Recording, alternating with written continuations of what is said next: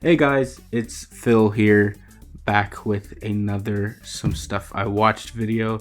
I know I said when I did some stuff in January, some stuff I watched in January, I know I said I was going to do this as a monthly series, but stuff has gotten really tight as of recently. I started a second job, so my schedule's just like not allowing me to do a whole lot, at least for my own channel. But I have been doing plenty of other stuff on other people's channels. I've been doing tons of collabs recently. I've been in a lot of videos on my friends' channels, on Morgan's channel, and my friend Connor on the MovieTurtle channel. I've been doing stuff with them in the last couple months, all of which you can see in the collabs playlist on this channel. I'll link it, and you can check out all the stuff that I've been doing over there. I know I have been doing stuff over here, so I'm back today with another Some Stuff I Watched video.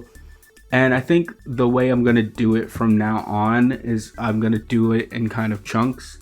So every couple of months, I'm just going to sit down and review and recap all the stuff that I have watched. And I think it's better this way. It will help me be more consistent, as opposed to trying to pump these out every month. Because I like digesting stuff slowly. I use a lot of food metaphors when I'm talking about movies, but it really is the best comparison that you can make. And I like, just thinking about stuff after I watch it and, kind of slowly, breaking it down in my head. I am not the type of person to like make a solid opinion right after I've watched something, like right after I come out of the theater or right after I've finished watching it. I need time to kind of slowly compose my thoughts, and so I think it's a lot better this way if I just do it as I'm going to do it today. And today's video, I'm going to do some stuff I watched in February, March, and April, and talk about all the stuff I watched in the time period. And I just might do that every couple months. It's just to give me more time to think about things and put together something, I guess. So yeah, without further ado, here is some stuff I watched in February, March, and April. Starting off, of course, with the month of February. So I caught up on the second season of the sitcom, the NBC sitcom American Auto. Superstore is a show that is in my top 5 favorite sitcoms list. Like, that show pleasantly surprised me when it first came out, which is weird. Workplace comedies are a bit hit or miss with me, probably because I'm young and I don't have an office job, so I can only relate to part of the concept, but not all of it. I'm usually skeptical on watching them, but Justin Spitzer is changing my mind on this sitcom subgenre, which makes sense given that he started out as a writer and producer on The Office, which I haven't seen, but it's like one of the most famous comedy series of all time. And American Auto is his follow-up to Superstore, and it is indeed another pleasant surprise. Superstore was an easy enough concept to get behind. It's like The Office, but it takes place in a fictional Walmart-like Superstore. American Auto is the same concept, but the setting this time is a fictional car company called Payne Motors. When I read that and saw the promos for the first season last year, it didn't seem all too interesting. A workplace sitcom set in a car company? Like, what? And then I watched the pilot and I was pleasantly surprised. I'm just going to keep using that term. I was pleasantly surprised. This show is hilarious. Most shows just get a short chuckle or exhale out of my nose, but this one has me laughing out loud. Every one of these actors in this cast are absolutely bringing it. I didn't even know it was renewed for a second season until I started getting ads for it this year. I just assumed it was canceled because I heard no one talk about it on like any platform. I was very happy though, and I hope it gets a third season.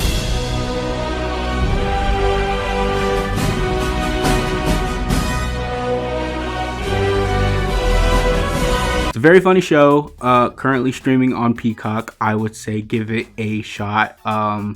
It's not even one of those shows to me where you're like, oh, you have to watch the first couple episodes to really get into it. I think from the pilot, you will either love it or you will either say it's not for me. So yeah, I would at least say check out like the first episode or maybe the first 2. And yeah, moving on, I went to go see Beetlejuice the musical. I was really sad for like that last month when it was in my city because I really wanted to see it, and it was looking like it wasn't in my budget. But fortunately enough, the last showing fell on the night of the Super Bowl, so I was able to score some super cheap tickets. Super cheap as far as theater tickets go. And I went in almost completely blind. I didn't listen to the soundtrack or watch any of the slime tutorials. I only knew snippets of songs from TikTok, and I followed the real life story of the production thanks to Wait in the Wings videos on the musical. And if you're curious about the behind the scenes happenings of Broadway musicals, you should definitely check his channel out.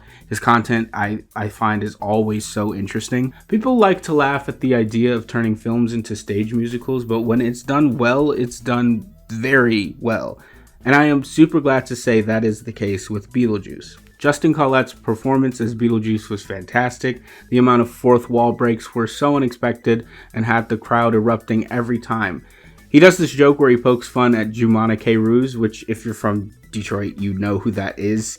And we laughed at that joke for like a solid minute. If the audience stopped clapping and cheering too soon after a number or entrance, he would call us out on it and tell us to keep going. Little details like that make the experience all the more immersive and fun. He brought this very vivacious and bouncy energy to the stage, and it made it worth it. During the intermission, I overheard someone behind me saying that this was Isabella Esler's theater debut, which makes sense because she's so young, but I immediately ripped open my playbook to double check because I couldn't believe it.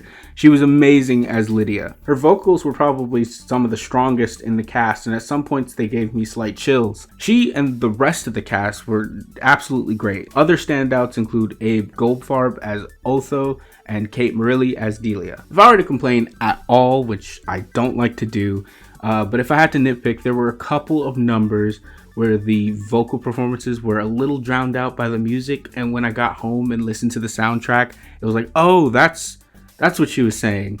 But it happened so few and far between that it didn't take away too much from the overall experience. And maybe it wasn't even on them. It could have just been acoustics or whatever. I'm just really glad this musical found the fan base that it did in a time where it looked like it was going to fade into the abyss. It really is going up in my head as a top tier live performance. And now all I want to do is hear that sound. Next up, I watched Black Panther Wakanda Forever. I rewatched Wakanda Forever when it hit Disney+. This was my second viewing since theaters. I watched it with a couple of my friends as well as with a commentary track provided by Heroes Reforged. Shout out to them. I love those boys.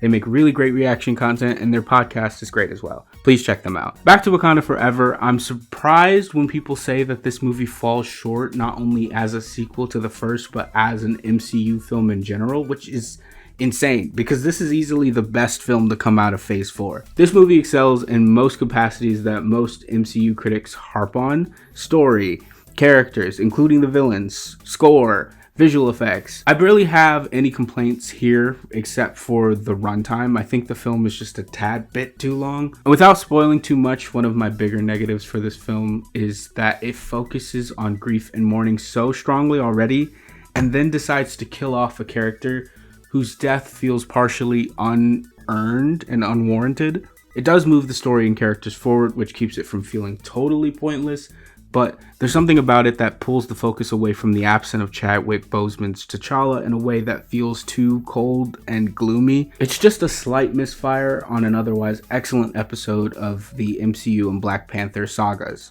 Next up, I watched Ant-Man. This is a solid origin film. I had forgotten just how solid of a movie this was because I don't think I've watched it in full since theaters in 2015. Out of the entire trilogy, this one probably holds up the most in terms of humor, pacing, and story. And when it comes to this movie, everyone brings up the fact that Edgar Wright was supposed to write and direct before falling out with the studio for creative differences. And even in the finished product, he still has a writing credit. And whenever people bring this up, I often wonder how big of a difference there is between his script and what we end up seeing on screen. But man, when you watch the other two films in this trilogy, it really does show. Upon rewatch, I noticed his handprints really are all over this movie, and I kind of learned to appreciate this movie a little bit more because of it. And of course, after that, I watched Ant-Man and the Wasp. Every time I watch this movie, it falls farther and farther down my ranking of MCU entries. Now, contrary to my last statement, this is not a terrible or even a bad movie. It just hits weaker and weaker every time. Jokes that made me laugh the first or second go around don't really upon rewatch, and the same goes for the action sequences and story beats. If you were to ask me about it years from now, instead of saying, "Oh, we should watch it," I'll most likely say, "Oh yeah, I've seen that one." It truly is just a meh movie. You can tell Edgar Wright at one point was a part of this character and was completely not involved with this one. The difference is night and day. Then I went to theaters to see Ant-Man Quantumania, and it's fine. You know, I don't understand the hate this film gets. I feel like nothing this film does warrants that much energy. Like, it's all right. I feel like the Ant-Man movies lost track of what they were. That first film really captures the energetic ridiculousness of the concept and the character, and they leaned into it while taking themselves seriously simultaneously.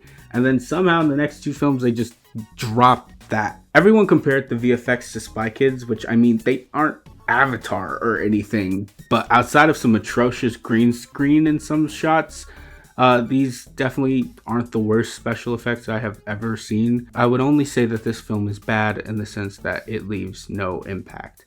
The entire movie is just a setup for a movie that won't be out for like another 2 or 3 years. It's a commercial, not a movie. Honestly, this would have gone over better if it was like one of those Marvel special presentations. They should do more of those. And then I went to see Cocaine Bear. What a really weird movie. As I said in my Letterboxd review, by the way, I have a Letterboxd. Please follow my Letterboxd. I'll link below my Letterboxd. But this is a movie that should have come out in August. If you get like what I'm saying there. Like, I like Elizabeth Banks' direction. That's probably the strongest element of the entire film. This movie has a lot of style, which you can't say a lot of these days. I still haven't watched her Charlie's Angels, but I am more inclined to do so after watching this movie. It's a very dark comedy, which I really wasn't prepared for. I found myself thinking, oh man, that's like messed up. A lot more than I was, laughing. But maybe you're a uniquely dark and twisted individual and you'll cackle the whole way through. It was a time nonetheless. Moving on to the month of March, I finished Poker Face. I talked about the show in my last Some Stuff I Watched video. This show is phenomenal. If you have Peacock and you're not watching this, what are you doing? The cast, the guest stars, incredible. I can't praise this show enough. Like, watch this show. Not just if you are a Rian Johnson fan, but a Knives Out fan specifically. This show was made for fans of those films and the mystery genre. It's also really fun to see Rian Johnson become almost a modern day Agatha Christie or Sir Arthur Conan Doyle in his own right.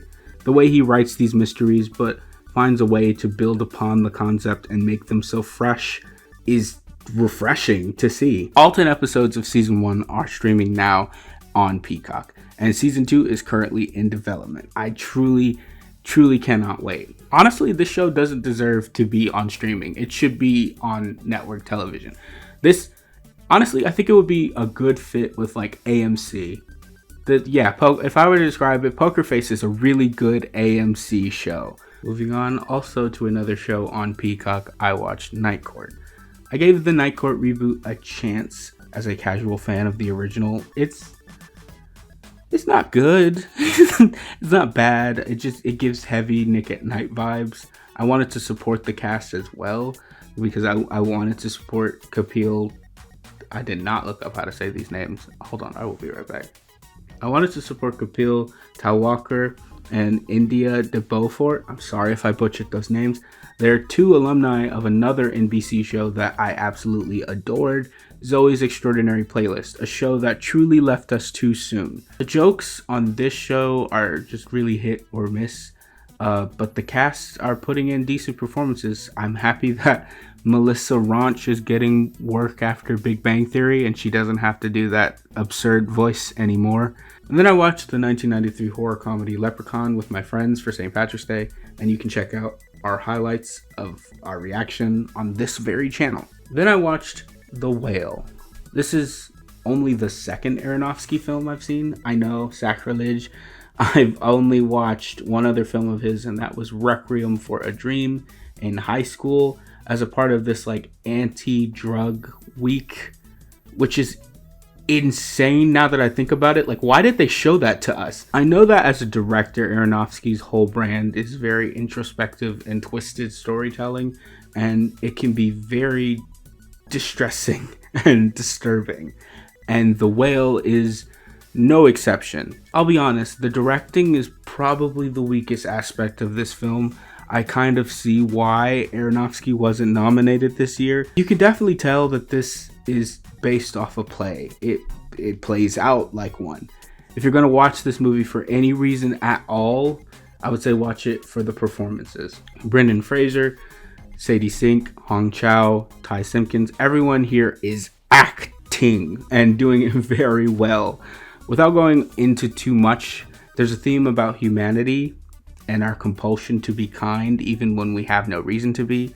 And I thought that was so interesting. But the film doesn't really do enough with it. Or maybe it does. I just need to rewatch it to get it. But I don't think I'll be doing that for a very long time. Then I watched Not Dead Yet. Another show that shoved its promos down my throat. Kind of had no choice but to watch it. I mainly started watching it because I looked it up and saw that Lauren Ash was on the cast. Speaking of Superstore, she played one of my characters on that show. And she also voiced Scorpia on She-Ra and the Princesses of Power. Not Dead Yet is ABC's latest sitcom that focuses on Nell, a writer who is assigned to write obituaries by her new employer and begins to encounter ghosts of the people whose obituaries she is writing, whom only she can hear and see. I know Gina Rodriguez is a bit of a controversial figure, to say the least, and I know that people who look like me may give her the heebie-jeebies, but I cannot lie and say that she has no screen presence. I loved her performance on Jane the Virgin, and the same goes here. Although Jane and Nell are different characters, I can't say she's doing anything too different. She carries over that same kind of wholesome charm, and this show is really cute and wholesome. It surprised me. There are a few quiet moments where, dare I say, this show actually kind of makes me tear up a bit. This is a show about death and the different ways we handle grief. Very lighthearted and fun sitcom, but also not afraid to get a little heavy. I think this one also hits a little closer to home, as it is about a down on her luck writer in her 30s that's struggling to find purpose, especially in her work. And I can definitely relate. Nell also has an autistic roommate, and they start off bumping heads, but it slowly develops into one of the best platonic relationships I've ever seen. Like, the chemistry is just so on point. Dare I say, it's probably one of the best friendships I've seen in a sitcom in a while. However, in the finale, without spoiling too much, they seemingly kind of hint at something more, which I'm not a fan of. I think those characters are better off as friends, but we'll have to see where it goes. I mean, it just got renewed for a second season, which I'm super happy about. I watched it on Hulu, but it airs on ABC. If you need a cute little comfort show that sometimes tackles themes of death, how we mourn, and what happens after we're gone, I think you should check it out. Then I went on to watch The Last of Us. Never played the game. I mean, I knew some of the things going on, but certainly not everything. And, you know, Bella Ramsey's, wow. Like, I cannot believe people look at their performance and are displeased in any way. I think they're great. I also watched this alongside Heroes Reforged. They, were pretty much the only reactions I watched for the show because, like me, none of them played the game, so I knew I wouldn't get anything spoiled. So maybe I'm a bit biased watching this because I have nothing to compare to like most of the fans do. I have since gone through the gameplay and the original version of this story just out of curiosity, and my one complaint for this show is that for a zombie show, there aren't a lot of zombies. But I think as far as video game adaptations go, this could have been so bad, but it wasn't. And Last of Us fans should just shut up and count their blessings. Next up, I rewatched the entirety of the Scream franchise. If you gotta know anything about me, I love horror, and Scream is not only one of like my favorite horror series, but it's one of my favorite franchises of all time. I grew up with it, and it is very close to my heart. I feel like I could talk about these movies all day. It really warrants its own video. So to save you and myself, here is my current ranking of these movies upon rewatch, which I did in anticipation for Scream, otherwise known as Scream 6. And if you want to know my thoughts on Scream 6, at least upon initial viewing, because my thoughts are in a constant state of flux, I did a video on my friend MovieTurtle channel where we, along with a friend, reviewed it in his car after seeing it in theaters. Then I introduced myself to the Creed trilogy. These films never really seemed like my kind of thing, honestly. I haven't seen a single Rocky film, only bits and pieces here and there. And the hype around Creed 3 did pique my interest, and I decided to check out the first two films, which were streaming on HBO Max. I watched these for the first time with a commentary track provided by Heroes Reforged, who filled in some context I was missing because, like I said, I hadn't seen any of the Rockies. I've never been a fan of sports movies, go figure, but after watching this trilogy,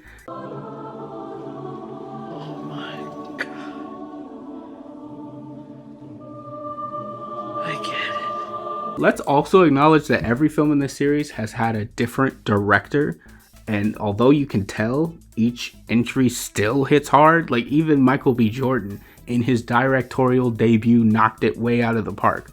You can't be that good looking and talented. It's just not fair. Then I saw John Wick Chapter 4. Originally they were going to do a Chapter 5, and that was going to be the closing entry, but then the Panasonic happened, and well, Chapter 4 is the last one. And normally in these situations, I would say, good, we don't need another movie. Don't stretch it out. Don't overstay your welcome. But in this case, man, you can tell they needed that fifth movie. Now, this is a good movie. There has not been a bad John Wick movie. There's something about this movie that just feels kind of phoned in. Ironically, it feels like they were pulling their punches. And so the story of this character comes crashing to a halt, and it was a bit rushed and leaves a lot more to be desired, which is really weird because this movie is like almost 3 hours long. And I don't understand how even then it still feels like too rushed and like they didn't have enough time. It started a movement to get that fifth movie, but the conclusion here is pretty definitive. So, too late to turn back now. I guess they're working on a fifth one now. I don't know what's happening. And I'm looking forward to the Continental, and well, I'm gonna be honest, I don't care about the ballerina spinoff at all, but who knows, I could eat those words. And lastly, we move on to the month of April. Starting off with Dungeons and Dragons, Honor Among Thieves. I've never been a Dungeons and Dragons guy. I have friends who are much into this world, very much into this world, and I got to see this with them, and their excitement made the film a lot more enjoyable. I thought it was a cute movie. As someone with limited knowledge of the D&D world, I had a good time. I feel like there was a gap though, and I would have enjoyed it even more if I were a bigger fan of this franchise. After this in game night, I'm curious to see what John Francis Daley and Jonathan Goldstein do next.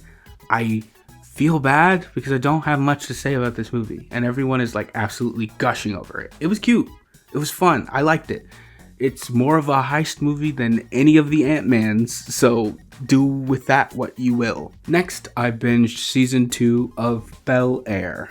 I might make a video about this show and why it is so good. I mean, you hear the idea, what if we did a dark and serious, gritty remake of The Fresh Prince of Bel-Air? And you laugh at it, you scoff at it, but somehow it's one of the best shows on streaming right now, and it's kind of pissing me off.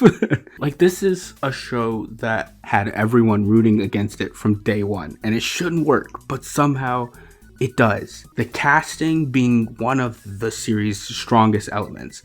This is a fantastic ensemble that somehow manages to capture the lovable aspects of their characters from the original sitcom, but also bring a lot more realism and grounded depth to them as well. Hearing it out of context, you laugh at the idea of them making Carlton a drug addict because it sounds like they're throwing it in there in an effort to make this show more edgy than it actually is. But they handle his substance abuse storyline with much nuance and care, and Ollie Charlton's performance, he's absolutely killing it. The whole cast is great, but he is definitely a standout. Again, there's a lot to discuss with this show. I might need to make a video like dissecting why exactly it works. I said it in my last Some Stuff I Watch video, but Peacock just may be the best streaming service. They've got like some absolute bangers when it comes to original content. It's down between Apple TV and Peacock as my favorite streaming services right now, especially since Max is currently exploding. Then I went to see Evil Dead Rise, and it's been a while since I've liked the trailer so much that I rewatch it over and over again.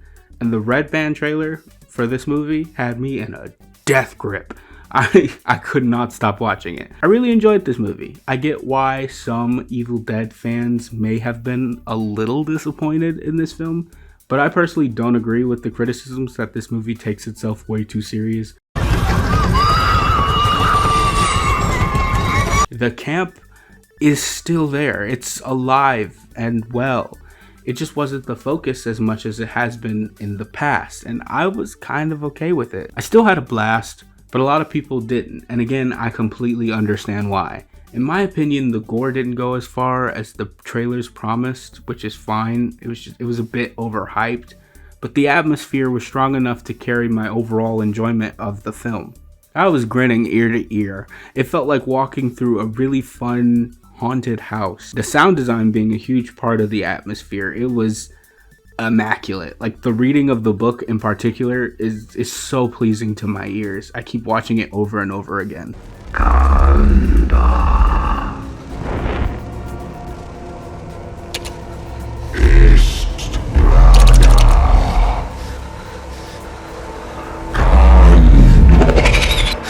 I legit got chills in the theater. This is a solid horror flick. It made me miss high school sleepovers where me and my friends would come together and watch scary movies in each other's basements. I had a lot of fun with it. Evil Dead 2013 is probably still my favorite out of this whole little series though. And that's it for some stuff I watched in February, March, and April. What have you been watching lately? Comment it down below. I'm actually interested, by the way. I'm not just trying to farm engagement. I always find some pretty cool stuff exploring comment sections. So, who knows? It might end up in a future Some Stuff I Watch video. But for now, that's gonna be it. I have a couple more videos that I'm working on getting up.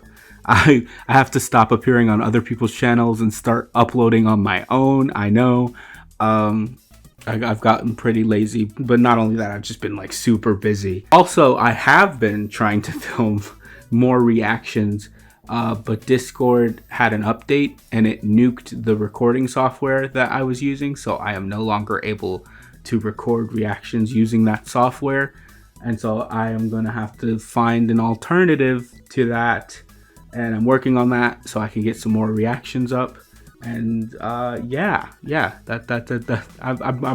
got more stuff coming. I promise, guys. Please stick around.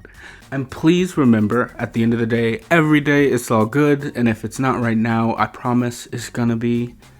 Take care, Nomies. I will see you in the next one.